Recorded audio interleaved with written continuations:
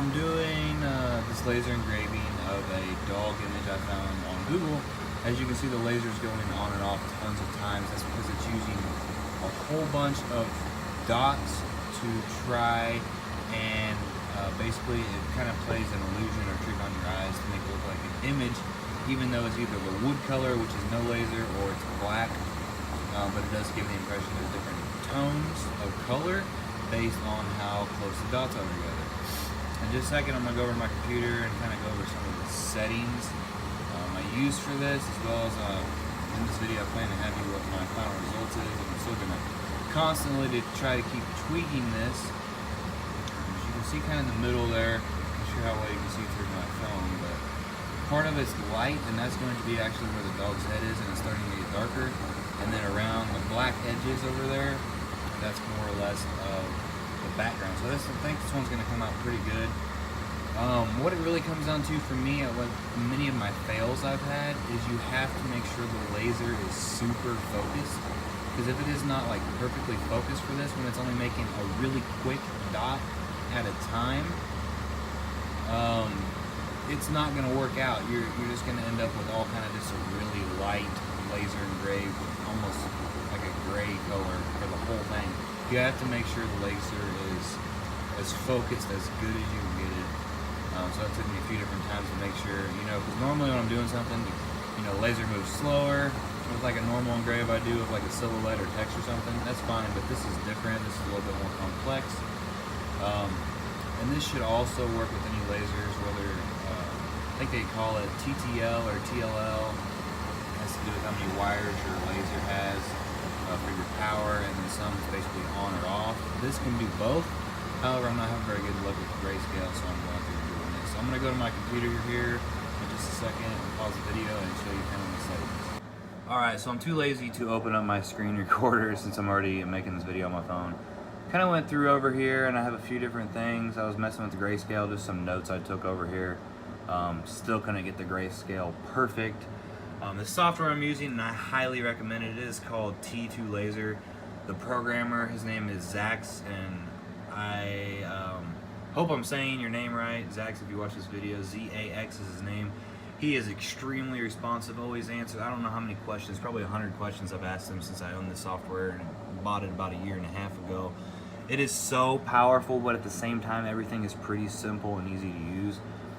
This is actually it running, and you can see the engrave I'm doing right now. I have it at 5%. You have your power, your feed rate, stuff like this. This is just all the options you have was going. Now let me go ahead and open up another window of T2. And what I had, I'll show you the picture actually I'm engraving. It's this one right here. I'm going to bring it down more to the size that I'm actually doing in the engraving currently.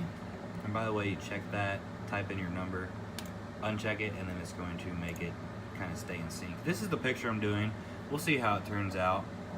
But I have my speed at 800, rapid feed rate 2500, which is how fast the laser moves when it's not engraving. It's pretty much engraving the entire time with something like this, but if you're doing something where you have like text up here and then a space and then an image, so on, when it's going back and forth doing that, instead of it going the same speed for burning the whole time, it'll go faster in between each thing. I find that saved me a decent amount of time. But that is my feed rate. I have the laser 0 to 225. In this example, I'll probably get better results if I put this to 0.1, but right now I'm doing 0.2. 0.1 is basically going to make your resolution twice as good. The last thing, obviously, my size, which that comes down to whatever you're engraving. Now this is just like a little, I don't know if this is some type of pine or what this little picture is that I'm engraving on. I just bought it at Walmart. It's one of them 99-cent boards to have. Normally do bigger stuff, but when I'm going through trial and error, I don't want to waste, more expensive boards for something like that. Anyway, this is my settings. I'm going to head back on over to the laser, to my right, down on my workbench here in my office, and see where we're getting with this image.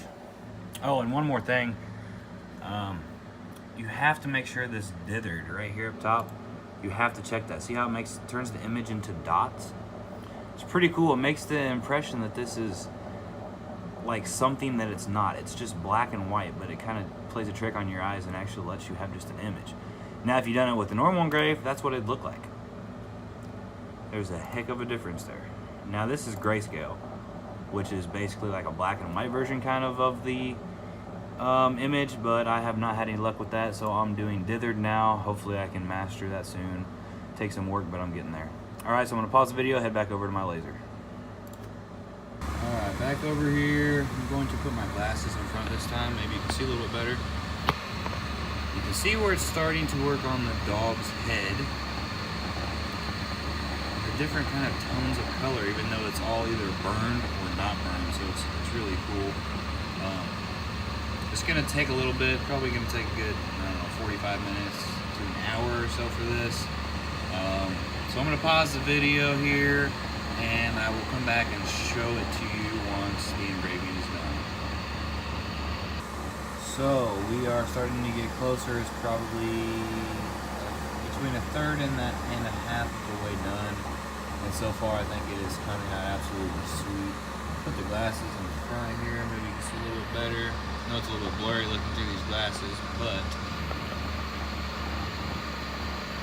you can definitely see the picture coming